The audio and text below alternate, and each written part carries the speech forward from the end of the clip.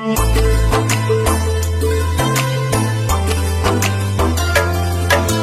से प्यार में है हम, हाँ तेरे प्यार में है हम।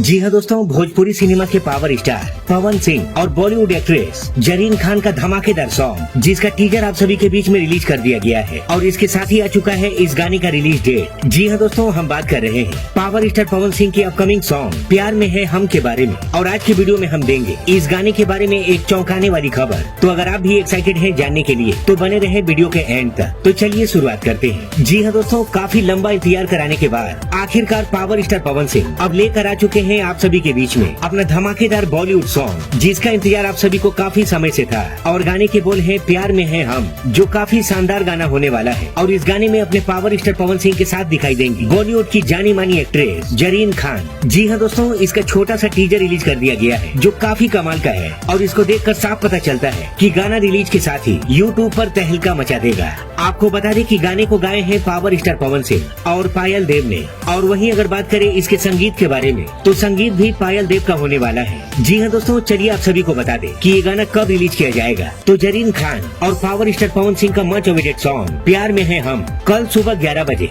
टी सीरीज के यूट्यूब चैनल पर रिलीज होने वाला है। तो आप लोग तैयार रहिएगा।